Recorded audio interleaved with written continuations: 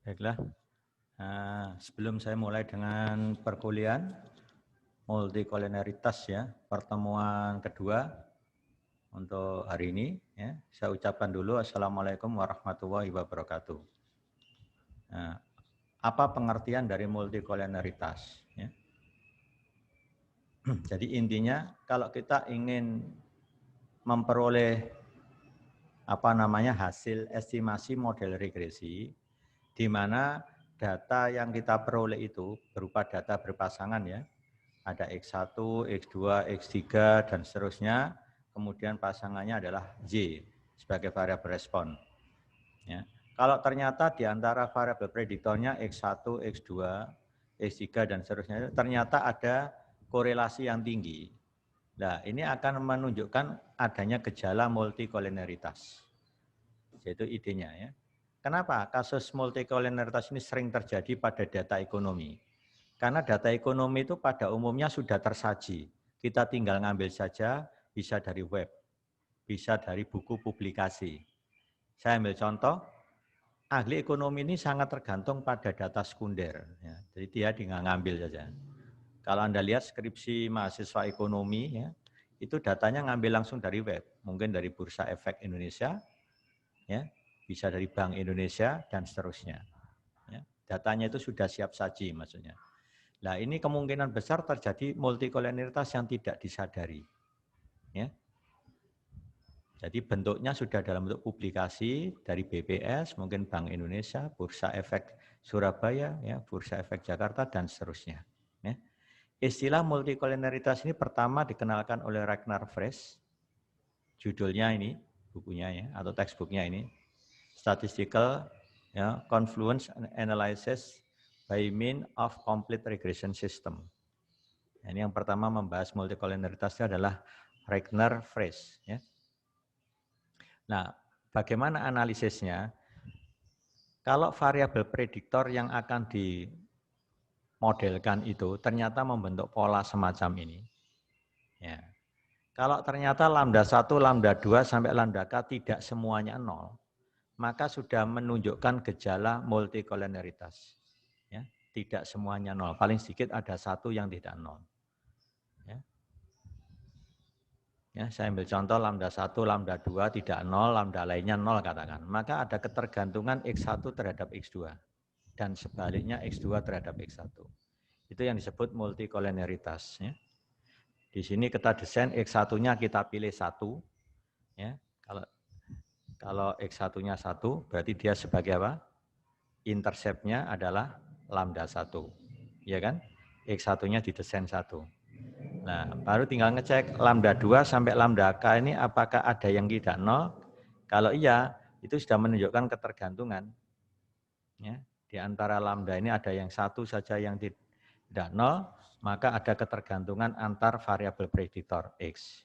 Ini yang disebut multikolonialitas. Nah, kalau multikolonialitasnya sempurna, berarti hubungannya itu eksak. Misalkan saja X2 3 kalinya X3. Ya, atau X3 sepertiganya X2, begitu. Pokoknya ada unsur kelipatan. Ini yang dikenal dengan hubungan eksak. Kalau hubungannya tidak eksak, maka terjadi multikolonialitas tapi kurang sempurna. Nah, contohnya seperti ini. Ada tambahan variabel acak namanya VI. Nah, kalau membentuk struktur seperti ini, maka multikolonialitasnya kurang sempurna. Kalau sempurna benar-benar ini, nggak ada errornya, nggak ada VI-nya di sini. Nah, itu bedanya. Nah, kalau terjadi multikolonialitas yang sempurna, saya ambil contoh, ada lambda 2 yang tidak 0, maka X2 itu bisa dinyatakan sebagai kombinasi linear X1, X3, sampai XK. Ya, gitu ya. Kalau ini terjadi, maka kita tidak bisa melakukan estimasi untuk parameternya. Nanti bisa dibuktikan secara teoritis. Ya, bisa dibuktikan secara teoritis. Kalau Anda punya data, ngambil sampel acak berpasangan datanya, ternyata X2 itu kombinasi linear dari X1, X3 sampai dengan XK. Bentuknya seperti ini. Maka kalau Anda regresikan, nanti X2-nya itu enggak muncul. Yang muncul itu hanya fungsi dari X1, X3, Xk. Nah, berarti apa? X2-nya itu sudah terwakili di variabel ini. Gitu. Nah, itu inti dari multikoliniaritas. Jadi Minitab masih bisa mengeluarkan, tapi variabel yang berkorelasi sempurna, korelasinya 1 ya tepat, itu akan hilang, tidak muncul. Ya. Tapi kalau korelasinya itu kurang sempurna, maka membentuk multikoliniaritas yang kurang sempurna. Ya, jadi cirinya ada tambahan VI tadi. Nah, ini bisa diestimasi, tapi hasilnya itu berdampak pada apa? Uji signifikansi, gitu. Ya, uji signifikansinya nanti berdampak. Dan interval kepercayaannya jadi melebar. Ya, itu ya dampaknya. Nah, saya ambil contoh, saya punya data aslinya itu X2 sama X3. Kemudian saya ubah sedikit X3-nya menjadi X3 star. Ya. X3 star. 50-nya berubah jadi 52, 75 tetap, 90 berubah 97, 120 berubah ini, 150 berubah jadi 152. Ya. Nah ini penjelasan tentang tabel 21 itu ini. Tabel 21 menjelaskan ada kolineritas yang sempurna, bahwa X3 5 kalinya X2. Lihat ini. Ini 5 kalinya itu. Nah ini sempurna. Kalau ini Anda pakai untuk regresi, maka yang terjadi tidak muncul salah satu variabel ini. Misalkan ada tambahan variabel respon Y ya, sebanyak berapa ini? 5 pengamatan. Regresikan Y terhadap X2, X3, maka Minitab secara otomatis menghilangkan salah satu variabelnya. Ya, misalkan X2-nya hilang, maka dia hanya muncul Y regresi dari X3 saja. Atau sebaliknya, Y regresi dari X2 saja tanpa ada X3. Itu prinsip yang dikerjakan dengan software Minitab. Ya, jadi muncul salah satu. Kalau multikoliniaritasnya adalah sempurna seperti ini.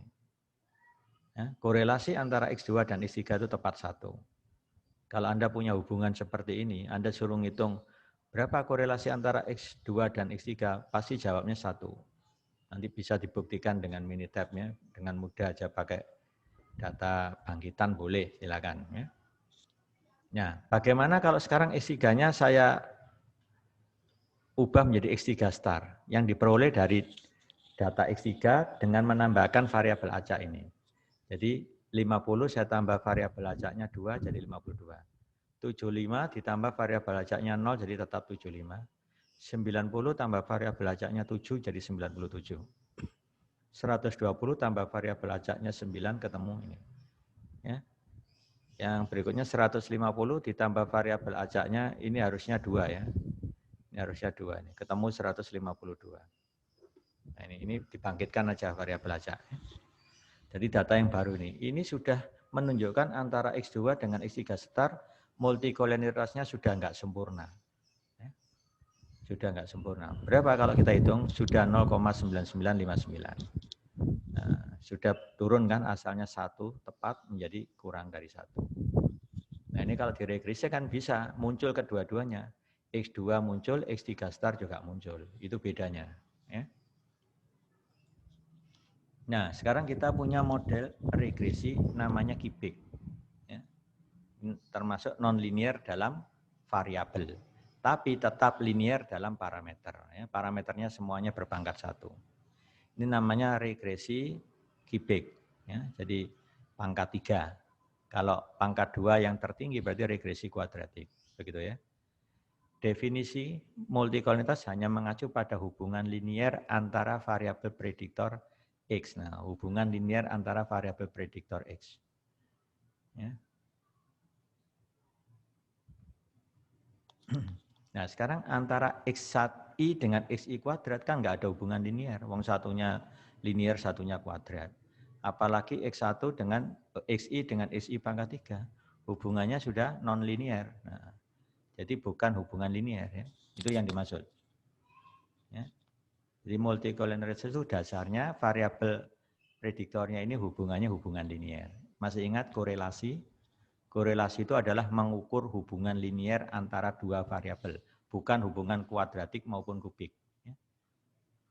Ya, sebagai contoh, ini ada Y total produksi, X-nya output. Nah ini bacanya kuadrat output, pangkat 3 dari output. Ya. Nah ini adalah hubungan fungsional namanya ya. Tetapi hubungan tersebut tidak linier. Tadi kan nggak ada hubungan dengan multikoliniaritas. Karena multikoliniaritas itu hubungan antar X-nya harus linier, padahal ini hubungannya tidak linier. Ya. Jadi ini bukan analisis multikoliniaritas dalam hal ini, gitu ya. Ini maksud penjelasannya. Tetapi dalam aplikasi konkretnya, kenyataannya, koefisien ini tuh kalau dihitung korelasinya sangat kuat, tinggi. Kenyataannya. Ini yang membuat kita sulit memperkirakan parameternya. Kenapa? Kalau terjadi multikoliniaritas tinggi itu kita sulit memisahkan antara variabel prediktornya. Saya ambil contoh, gini, misalkan saya punya model ya, Y sama dengan beta 0 plus beta 1x1 plus beta 2x2 plus beta 3x3 plus error. Errornya pakai nama UI boleh, epsilon I boleh, mu I boleh, terserah.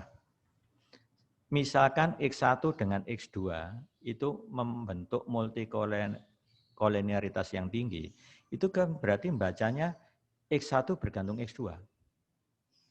Berarti kita nggak bisa memisahkan secara parsial pengaruh X1 terhadap Y. Kalau X2 dianggap tetap, nggak bisa karena X1 sama X2 itu terikat dengan multikoliniaritas tadi. Nah itu yang menjadi masalah kalau terjadi multikoliniaritas kurang sempurna. Apalagi kalau sempurna sudah nggak bisa dipisah. Karena X2 masuk, X1-nya otomatis dapat. Kalau kurang sempurna, X2-nya ada nilainya, X1-nya masih ada nilai, tapi hampir memenuhi hubungan yang eksak. Hampir memenuhi hubungan eksak. Ya. Itu yang dimaksud multikoliniaritas kurang sempurna.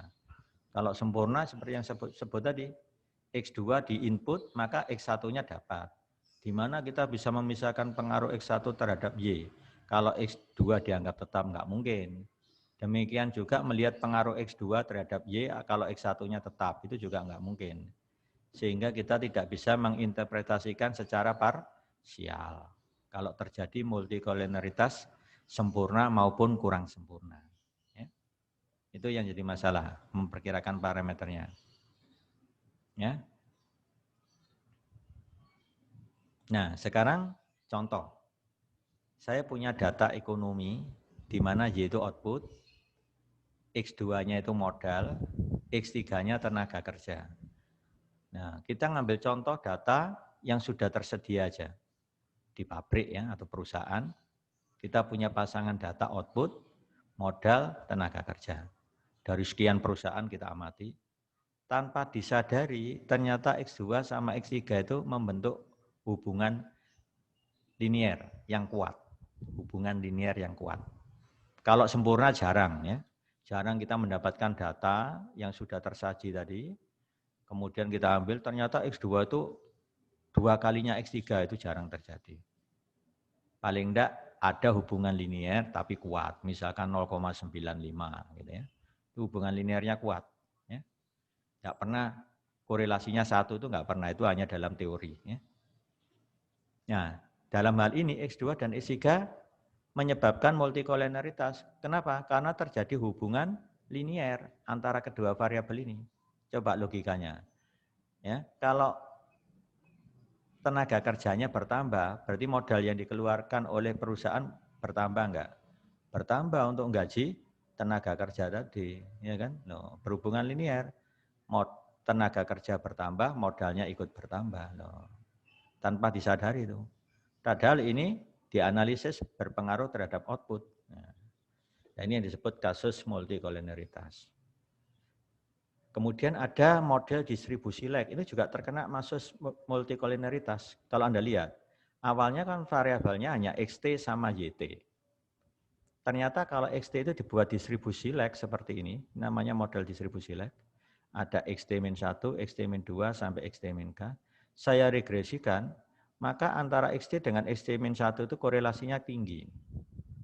Kalau nggak percaya, dicek di Minitab, ambil lag 1. Korelasikan XT dengan XT-1. Korelasinya tinggi. XT dengan XT-2 masih tinggi cuma sudah menurun, berkurang. Makin lama makin mengecil korelasinya. Tapi kan tetap kena dampak multikolineritas model distribusi lag ini. Nah gitu ya. Cuma makin panjang lagnya, korelasinya makin melemah. Gitu ya. Ini ciri dari data time series. Ya. Oke, sekarang yang ke-7. Ada data lagi. Ahli ekonomi berteori bahwa pengeluaran konsumsi selain dipengaruhi oleh pendapatan, juga dipengaruhi oleh kekayaan. Tanpa disadari, pendapatan dan kekayaan ini berkorelasi. Orang yang pendapatannya tinggi, kekayaannya ikut tinggi. Nah, ya kan? Tanpa disadari seperti itu. Bagaimana kalau kita mengestimasi dalam keadaan multikolinitas sempurna? Secara teori tidak bisa mendapatkan estimasinya. Coba lihat, ketika Anda belajar regresi terapan, kalau saya tulis modelnya dalam notasi matrik kan Y sama dengan X kali beta plus epsilon, gitu kan? Estimator least square untuk beta kan namanya beta topi. Beta topi itu sama dengan inverse X transpose dikali X dikalikan X transpose kalikan Y. Perhatikan sekarang, kalau terjadi multikolinitas sempurna, maka X transpose kali X itu menjadi matrik apa? Determinannya 0, yang dikenal dengan matriks singular. Ini hanya bisa dipraktekkan kalau Anda ambil kertas buram, dicek, buat data, di situ ada kolom pertamanya 1, nggak usah banyak-banyak, datanya 5 aja. Ini kolom kedua itu isinya X1, kolom ketiga isinya X2, di mana X1 itu 2 kalinya X2. Coba, ambil aja data ngawur aja, X2 pasang dulu berapa, kalikan 2, taruh di X1. Ini namanya matrik rancangan X. Kemudian transposkan X-nya, kalikan dengan X sendiri, hitung determinannya, nanti persis 0. Nah itu ya, determinan dari X transpose X itu akan 0, dia menjadi matriks singular. Kalau matriks singular maka tidak punya inverse. Padahal rumus beta topi tadi kan inverse X transpose X. Nah kalau begitu inverse X transpose X tidak akan diperoleh. Akibatnya beta topi tidak didapat. Nah itu kalau dijelaskan secara matrik. Ya, kalau secara bentuk notasi sigma jadi seperti ini. Kalau saya punya model ini, ya, ini modelnya ini sudah ditransformasi dalam bentuk center. Jadi YI kecil itu YI dikurangi rata-rata Y. X kecil 2I, X besar 2I min X bar 2. Jadi masing-masing di center. Kurangi rata-ratanya. X kecil 3I itu X besar 3I min X bar 3. Nah, kalau dibuat seperti ini variabelnya, maka model regresinya jadi gini. Interceptnya hilang. Ya, jadi interceptnya hilang. Ini kalau diestimasi, beta 2 topinya ketemu ini. Nah, beta 3 topinya ketemu itu. Pakai estimator least square loh. Ya, caranya sebenarnya sama. Ini bisa diperoleh dari matriks. Beta topi sama dengan inverse X transpose X, X transpose Y. Kalau diuraikan inverse-nya, kalikan X transpose Y, nanti dapat bentuk normalisasi sigma seperti ini. Ya. Ini langsung aja dipakai ini. Kenapa ditampilkan begini? Supaya kelihatan nanti.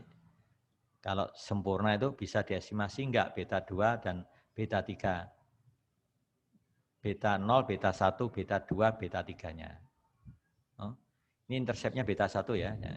Jadi modelnya ini sebenarnya Y besar I sama dengan beta 1 plus beta 2 X besar 2I plus beta 3 X besar 3I plus UI.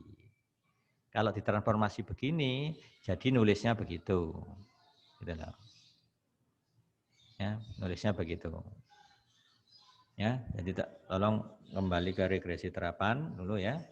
Awalnya ini kita punya model regresi Y besar I sama dengan beta 1, sobat catat, plus beta 2 X besar 2I, plus beta 3 X besar 3I, plus UI. Ini modelnya di YI, Y besar I ya. Nah, kalau Anda transformasi pakai ini, Y besar I kurangi Y bar. Terus X 2I diganti X kurangi X bar 2. X besar 3I kurangi X bar 3, maka bentuknya jadi variabel kecil ini. Y kecil I, X kecil 2I, X kecil 3I. buktikan, gampang nih buktinya ini. Tinggal dari apa ya, nggak ada apa namanya whiteboard masanya. Di whiteboard ini saya terangkan sebentar ini aja ya. Dari model Y besar I sama dengan beta 1 plus beta 2, X besar 2I plus beta 3, X besar 3I plus UI. Kalau saya sigmakan I1 sampai N, kemudian saya bagi N, maka ketemu Y bar ini, ruas kirinya. Sama dengan beta satunya tetap muncul, beta satunya tetap muncul, karena dijumlah sebanyak N dibagi N tetap beta 1, plus, nah nanti berubah jadi beta 2. Beta 2 apa? X sigma X besar 2I dibagi N namanya X bar 2. Ya, plus beta 3 X bar 3. Jadinya gitu nanti. Terus kalau UI-nya dijumlahkan 0. Karena apa? Asumsi. Error itu kan rata-ratanya 0. Baru dikurangi nanti dapat model yang saya sebut tadi. Modelnya seperti ini. Y kecil I sama dengan beta 2 X kecil 2I plus beta 3 X kecil 3I plus UI. Nah itu kalau diestimasi nulisnya begini. Ya itu ya. Anggap aja ini langsung. Ya. Sekarang kita lihat. Tadi kan ada multikolinialitas sempurna. X3 lambda kalinya X2I, di mana lambdanya tidak 0. Akibatnya X kecil 3I sama dengan lambda kalinya X kecil 2I. Ya. Ini tinggal dijumlah, dibagi N, dijumlah bagi N, nanti kan kurangkan, nanti akan dapat ini. Ya. Jadi, nanti ketemu X bar 3 sama dengan lambda X bar 2. Kurangi, ya, nanti akan dapat ini. X kecil 3I sama dengan lambda X kecil 2I. Nah, itu bukti dari sini ke situ. Ya. Nah, masukkan ke rumus tadi. X kecil 3I Anda gantikan menjadi apa? X kecil 3I dikuadratkan ya.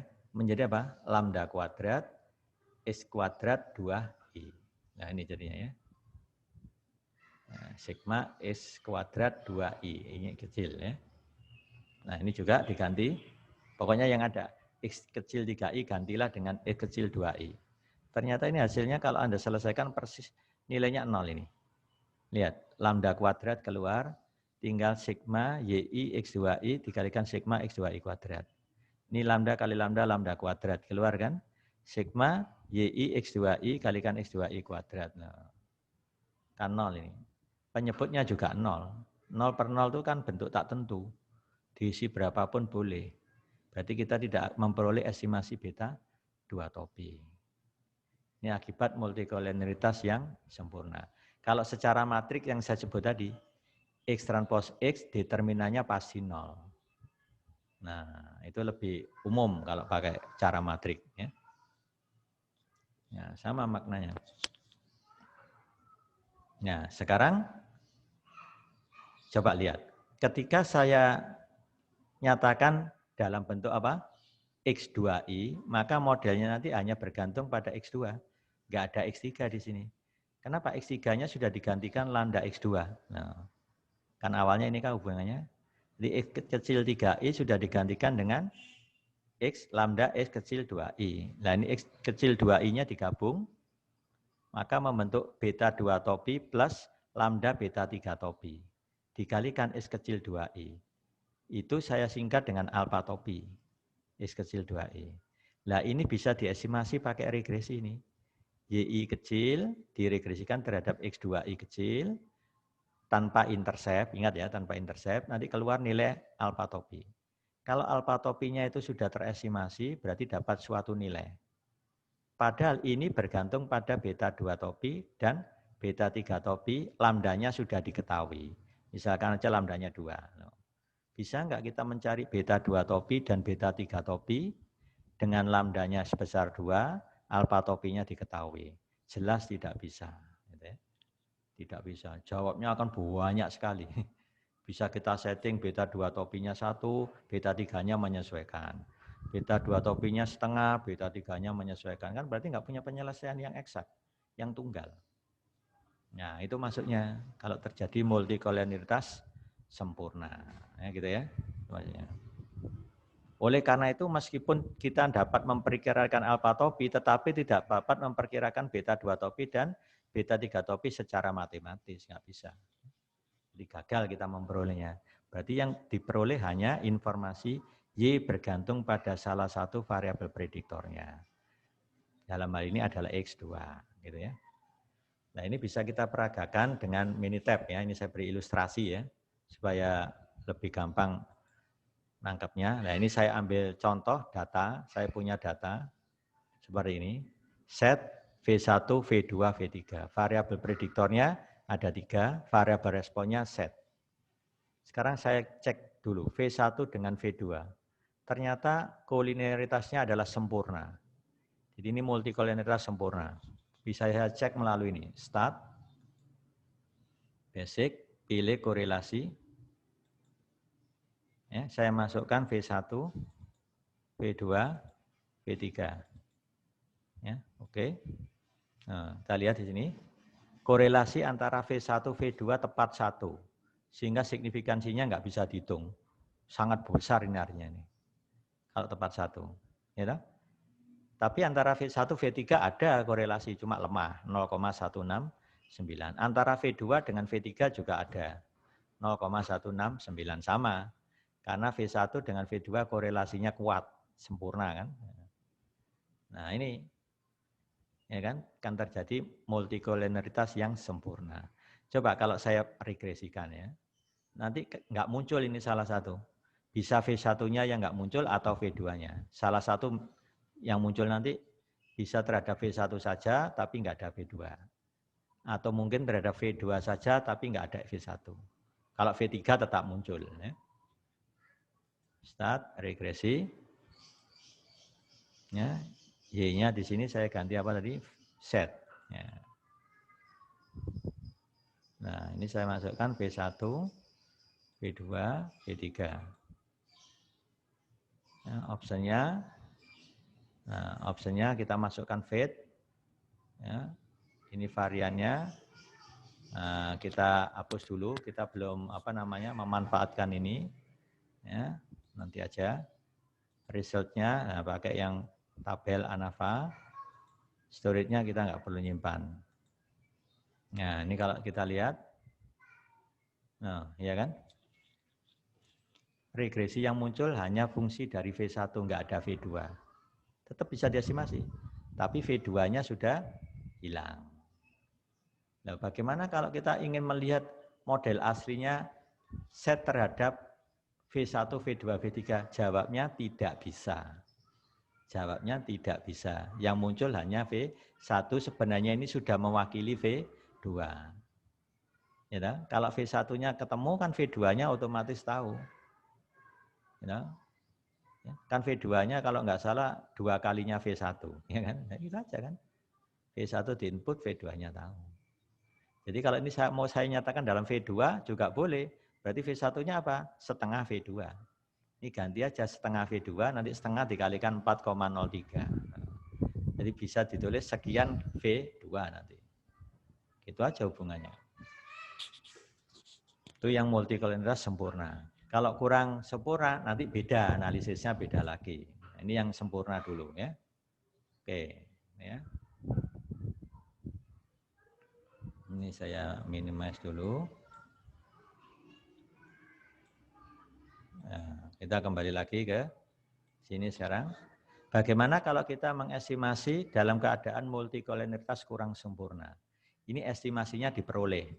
Karena apa? Masih ada tambahan VI. Jadi ini ada nilainya, nggak pernah bernilai 0/0. Ada nilainya. Cuma berdampak pada ini. Ya. Kalau terjadi multikolinearitas tinggi, ya, kurang sempurna ya, tinggi tapi mendekati sempurna itu sama saja multikolinearitasnya tinggi. Maka berakibat estimator OLS-nya bersifat blue, tetapi mempunyai varian koefisien yang besar. Nah, jadi itu sifat atau akibat dari multikolinearitas yang tinggi, estimator OLS tetap blue, ya. Blue itu base linear unbiased estimator. Artinya varian estimatornya minimum, terus linear dalam Y, dan tak bias. Itu maksudnya ini, blue ini. Tetapi variansi koefisiennya, yaitu variansi beta 0 topi, beta 1 topi, beta 2 topi, beta 3 topi, ya. Misalkan tergantung variabel prediktornya sebanyak berapa gitu ya. Ini akan menjadi besar nih. Kenapa? Masih ingat di regresi terapan, varian dari beta topi itu kan inverse X transpose X dikalikan sigma kuadrat. Kalau X transpose X itu cukup besar, maka nilai elemen diagonal utamanya besar. Ini berdampak pada varian dari beta topinya. Baik beta 0 topi, beta 1 topi, beta 2 topi akan menjadi besar. Karena dipengaruhi oleh elemen diagonal utama dari inverse X transpose X. Kali sigma kuadrat. Sigma kuadrat kan diduga pakai KTG gitu ya, atau MSE. Kan nilainya tetap. Jadi yang membedakan tuh di inverse X transpose X ini. Menyebabkan variansi koefisien regresinya menjadi besar. Ya, gitu ya.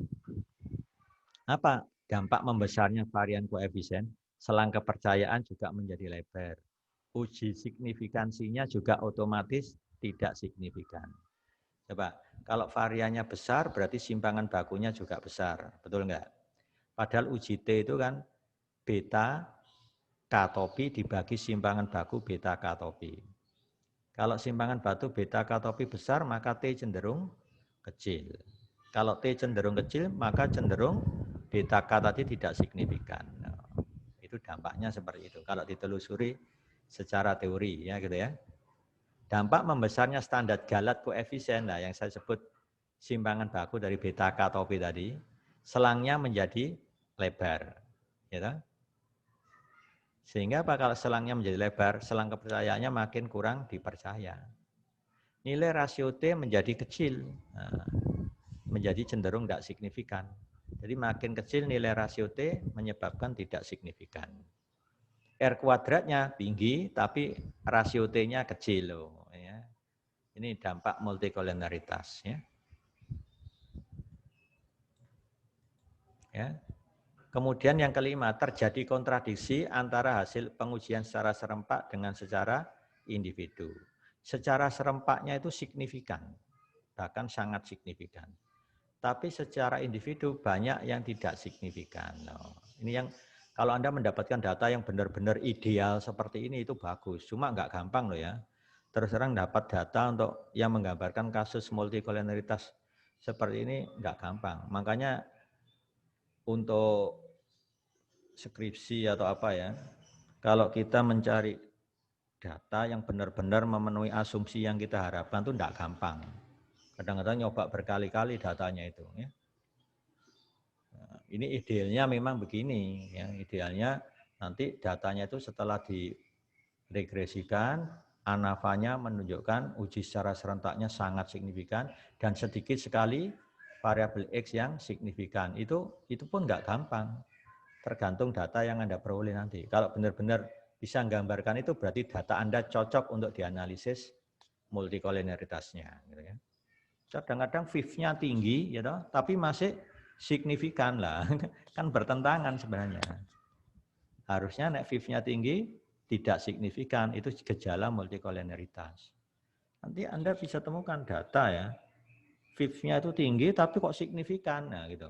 Jadi bisa kita cek. Kalau Anda menemukan data seperti itu. Karena saya sudah sering nyari itu seperti itu loh. Ada kasus inilah. Jadi kalau dianalisis multikolonaritas yang sebenarnya kurang cocok. Ya. Kalau ada kasus seperti itu. Yang cocok valid itu ya seperti ini. Aturan-aturan yang ditetapkan di sini. F-nya sangat signifikan. Uji T atau uji individunya sangat sedikit sekali yang signifikan. Harusnya begitu. Gitu ya. Estimator OLS dan standar Galatnya sensitif terhadap perubahan kecil dalam data. Gitu ya. Nah ini rumus variannya tadi. Ya. Varian beta 2 topi, ini hasil dari estimator OLS ya. Itu sigma kuadrat dibagi ini. Ini kalau dijabarkan ya. Kalau kita pakai konsep matrik, ya cukup inverse X transpose X dikali sigma kuadrat. Nah inverse X transpose X itu kalau diselesaikan, diambil elemen diagonal yang kedua, nanti ketemu ini. Seper ini. Ya. Seper ini baru kali ini. Kalau yang beta 3 topi, elemen diagonal yang ketiga. Ini. Kovariansinya ini bisa ditampakkan langsung dari inverse X transpose X kali sigma kuadrat. Ini cuma ditulis dalam bentuk sigma, notasi sigma ya. Ya gitu ya. Jadi di sini R23 korelasi antara X2 dan X3. Lihat, kalau korelasi antara X2 dan X3 itu tinggi, ya tinggi, berarti mendekati 1 kan? Maka penyebutnya akan mendekati 0 kan? Nek penyebut mendekati 0, maka varian beta 2 topis sangat besar kan? Nah, varian koefisiennya sangat besar, berakibat pada apa? Selangnya jadi lebar. Uji rasio T-nya menjadi kecil. Nah, itu dampaknya. Sama dengan ini, varian beta 3 topinya juga otomatis sama. Itu maksudnya. Ya. Kalau dinyatakan rumus variannya dalam bentuk korelasi itu akan lebih jelas, lebih kelihatan. Ya. Nah, untuk mengukur apa terjadi multikontas tinggi atau enggak, itu alatnya menggunakan VIF, varian inflating factor. Awalnya diturunkan seperti ini, ya. Kemudian rumus ini berkembang, ya, menghitung VIF-nya ini untuk setiap variabel prediktor. Nah, ternyata varian beta 2 topi itu berhubungan dengan VIF yang didefinisikan ini. Nah, lihat ya, varian beta 2 topi tadi kan ini. Nah, 1 dibagi 1 min R23 kuadrat itu namanya VIF. Berarti saya bisa menulis varian beta 2 topi sama dengan sigma kuadrat dibagi sigma X2I kuadrat dikalikan VIF. Ya. Secara sama, varian beta 3 topi sigma kuadrat dibagi sigma X3I kuadrat kalikan VIF. Maka jadilah ini. Nah, jadilah ini ya. Dengan VIF-nya didefinisikan itu. Nah, akhirnya diadopsi definisi ini nanti ya. nanti adopsinya ada di bawah ya. Ini sebagai contoh penerapan ini tadi. Nah, penerapan ini. Ini ada contoh datanya. Andaikan korelasi antara X2 X3 itu 0, berarti benar-benar enggak berkorelasi. Maka VIF-nya tepat 1. Ya kan? Dari mana? Dari sini. Kalau ini benar-benar 0, VIF-nya tepat 1. Ya, benar-benar enggak ada multikolineritas sudah. Nah, itu pun juga jarang kita jumpai data benar-benar enggak VIF-nya 1 itu enggak pernah. 1, masih iya. Nah, kalau korelasinya mulai meningkat 0,5, nah, VIF-nya mulai membesar. Naik lagi 0,7, membesar lagi. Ya. Sampai VIF-nya hampir mendekati 1. Loh, VIF-nya sudah 500-an. Nah, kuncinya di 10. Kalau VIF-nya ini sudah lebih dari 10, sudah terjadi multikolinitas yang serius. Nah, berarti sudah di atas 0,90. Ya, korelasinya antar dua variabel itu sudah di atas 90%. Berarti kan terjadi multikolinitas yang serius. Maka pakai patokan VIF-nya 10 nanti. Ya. Nih, awalnya dari pengamatan ini, akhirnya dipakai kriteria penentuan multikolineritas berdasarkan VIF. Dengan patokannya 10, gitu ya. Varian beta 2 topi, saya misalkan A untuk kasus ini tadi, ya, maka saya bisa membandingkan. Kalau R23-nya naik menjadi setengah, VIF-nya kan 1,33. Maka varian beta 2 topi menjadi 1,33 kali A. Dari mana? Dari sini. Nah, ini tadi kan ketemu kan? Berapa VIF-nya tadi?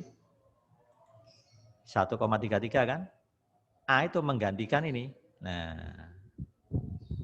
ya, jadi A itu menggantikan ini. Jadi ini saya sebut A kali VIF. A kali VIF. Var beta 2 topi sama dengan A dikalikan VIF. Tinggal cek. Kalau VIF-nya 1,33 maka variannya menjadi 1,33-nya kali A. Kalau VIF-nya membesar, maka variannya juga ikut membesar. Sampai 500 kalinya A. Gitu ya. Nah, ini kita bandingkan. Varian dari beta 2 topi ini dibandingkan dengan A sendiri. Nah, ini kan A. Ketika korelasinya 0, kan namanya A tadi. Varian beta 2 topi ketika korelasi 0 kan sebesar A. Jadi ini dibagi A ketemu ini. Ini dibagi A ketemu itu. Nah, lihat. Variannya membesar sampai 500 kalinya. Ya. Nah, secara sama yang komponen ini saya namai B, min sigma kuadratnya. Itu maksudnya yang kovarian tadi. Nah, yang kovarian. Oh ini berarti. Nah, ini saya namai B. Ya, ini saya namai B, jadi B dikalikan VIF, ya, 1 min R23 kuadrat. Nah, itu. Nah, jadi penjelasan ini nanti bisa kita lihat grafiknya. Nah, ini grafiknya. Saya ngamati yang var beta 2 topi sesuai tabel ini. Nah, ya kan? Ini kan membesar searah naiknya apa? Korelasi.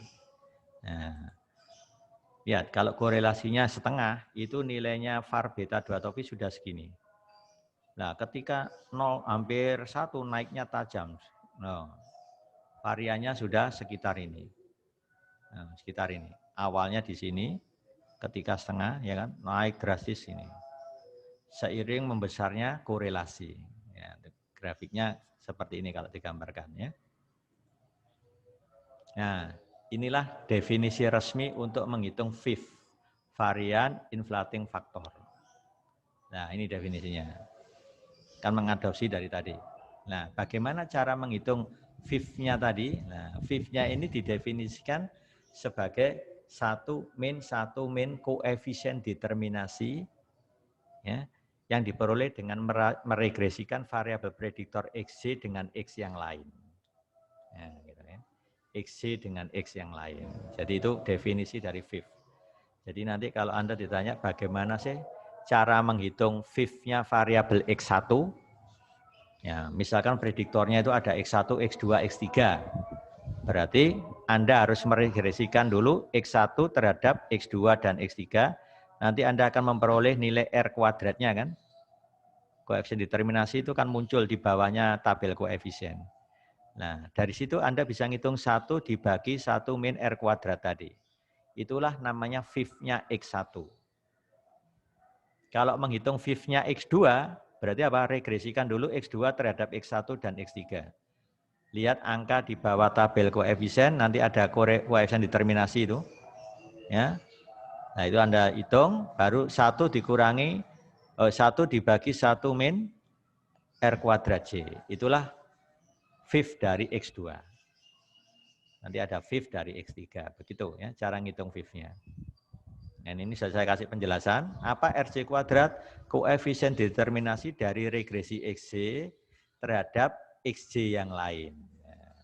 Jadi ada K-2 variabel prediktor yang lain. Ya. Contohnya seperti itu.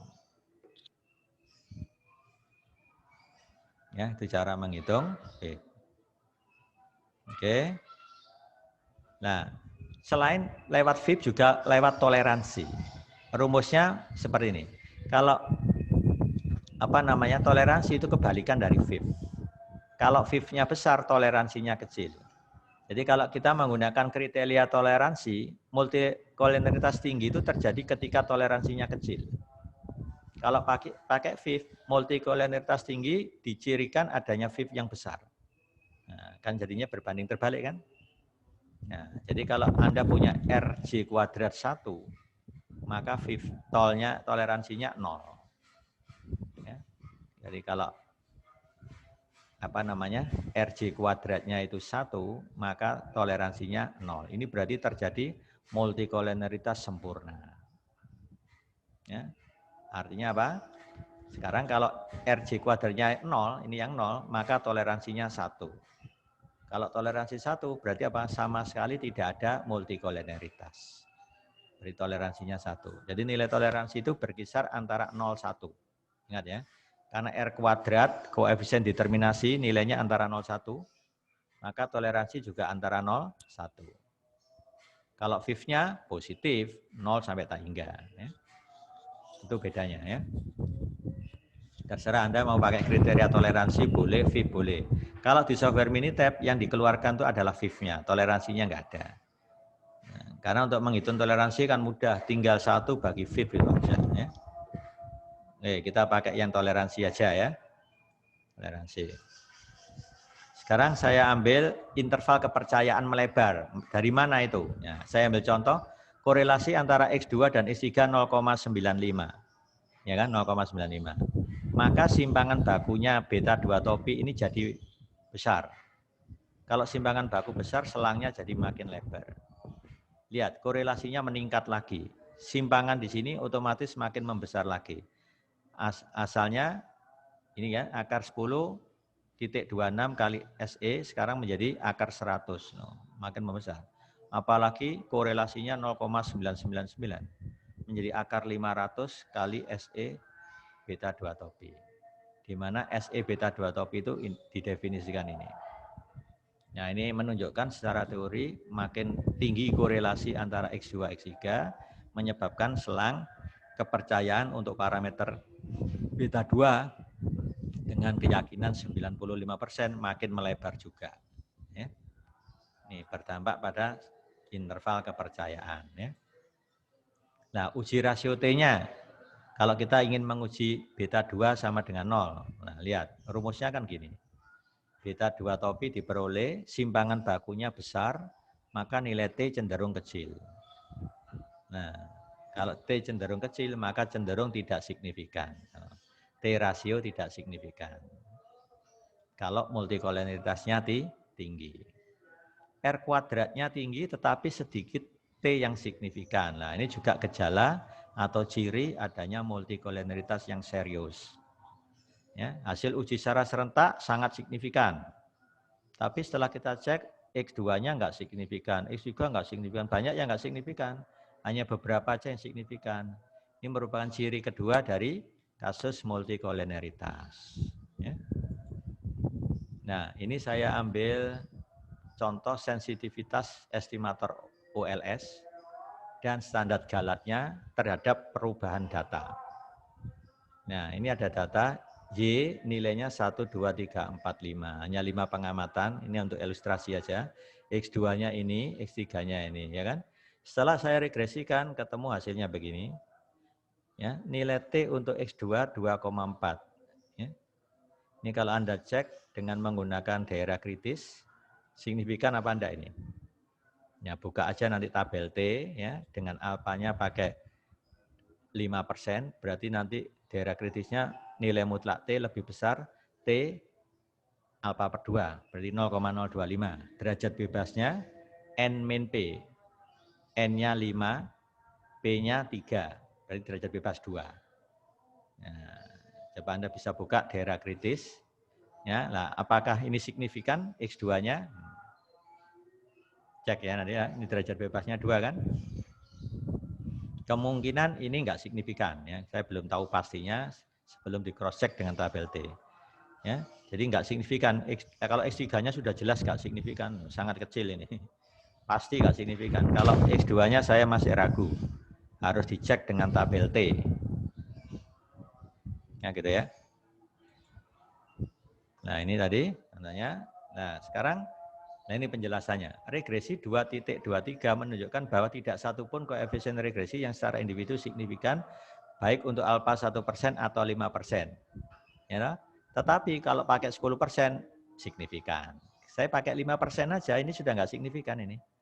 Nah, ini nggak signifikan. Nah, kalau 10 ini yang signifikan, ini tetap tidak. Ya, gitu ya.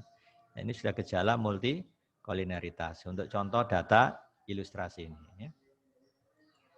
Ini penjelasannya. Kovariannya ini, ya kan?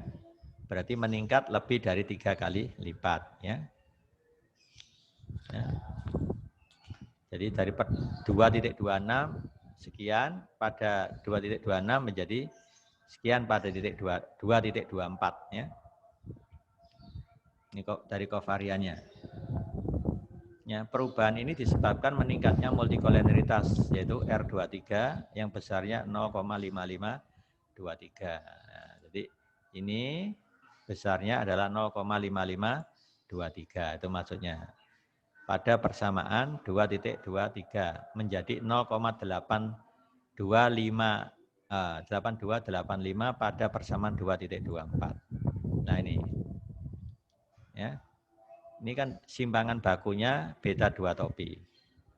Kalau ini dikuadratkan, jadi variannya beta 2 topi. Ini simpangan baku dari beta 3 topi. dikuadratkan jadi varian beta 3 topi. Itu maksudnya dicek melalui itu ya.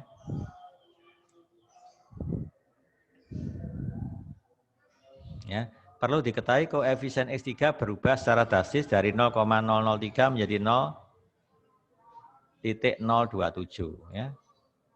0,027 lah ini. Ya. Berubah drastis dari 0,023 menjadi 0,027. Itu perubahannya. 003 ya. Dari kecil langsung berubah jadi besar. Ini juga menunjukkan gejala ya, perubahannya drastis, jadi enggak sensitif maksudnya ya. Ini dari perubahan data tadi. Nah ini awalnya ini berdasarkan data tersebut diperoleh estimasi ini. Beta 3 topinya ini ya, kemudian berubah total menjadi ini. Ya, dengan perubahan data ini ya. Dengan memutar saja ini. Tabel 2.4 ya, itu diperoleh dengan menukar nilai ketiga dan keempat dari X3. Hanya ditukar aja. Pengamatan 34 ditukar. Kalau tadi kan 12,0, sekarang 0,12. Coba lihat. 12,0 kan? Diputar 0,12. Maka dampak perubahannya yang asalnya 0,003 berubah jadi 0,027. Itu maksudnya. Simbangan bakunya juga ikut berubah otomatis ya. Nah, ini sifat estimator OLS, sensitif ya. Ya, saya kira diingatkan aja untuk pertemuan besok hari Jumat kita masuk ke contoh ilustrasi ini untuk memperjelas lagi ya. Di slide yang ke-27 ya. Oke, saya kira sampai di sini. Saya ucapkan assalamualaikum warahmatullahi wabarakatuh.